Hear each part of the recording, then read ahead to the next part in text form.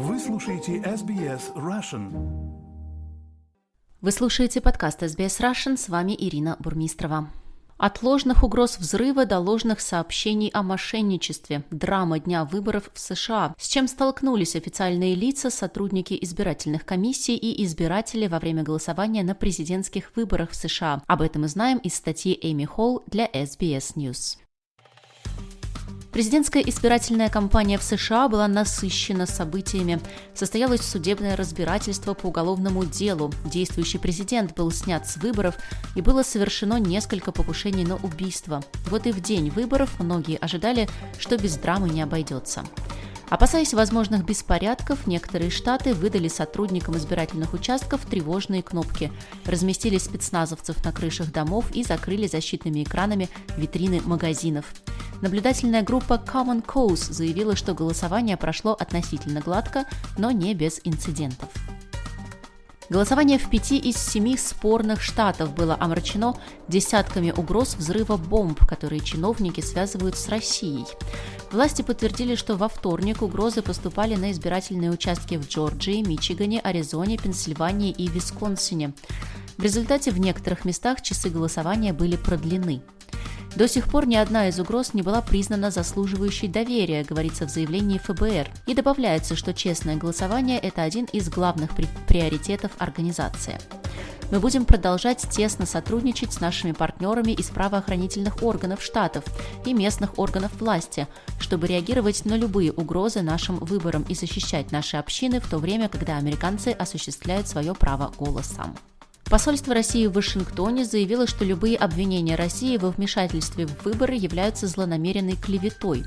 Россия не вмешивалась и не вмешивается во внутренние дела других стран, включая Соединенные Штаты, говорится в заявлении. Как неоднократно подчеркивал президент Владимир Путин, мы уважаем волю американского народа, уточняется там. До закрытия избирательных участков Трамп на своем сайте Truth Social бездоказательно заявил, что в Филадельфии, городе в ключевом спорном штате Пенсильвания, многие говорят о массовом мошенничестве.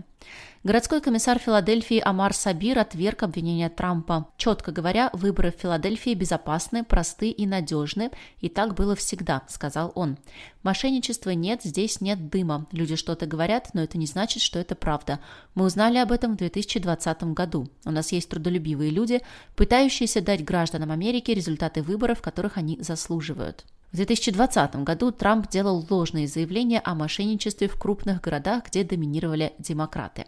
В следующей публикации на Truth Social во вторник Трамп также без доказательств заявил о мошенничестве в Детройте, столице еще одного спорного штата – Мичигана. «Я не отвечаю на ерунду», – заявила агентству Reuters городской секретарь Детройта Дженнис Уинфри.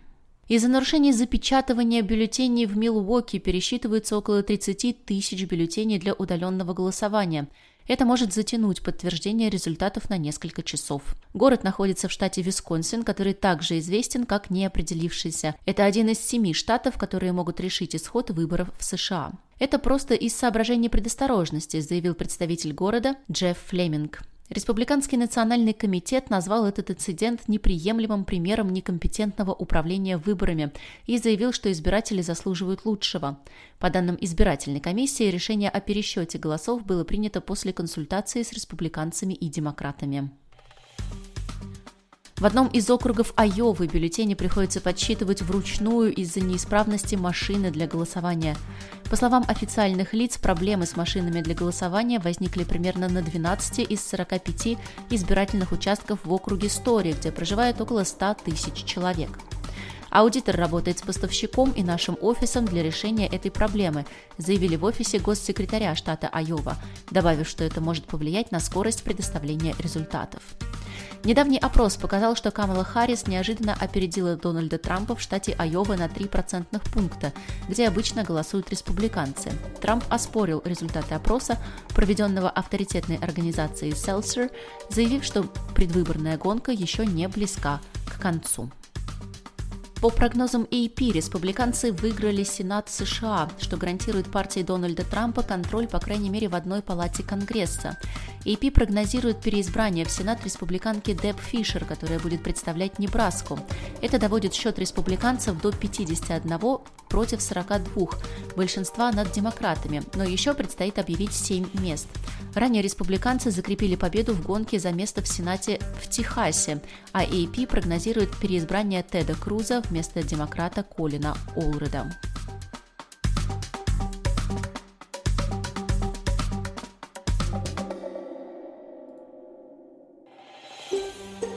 Хотите услышать больше таких историй?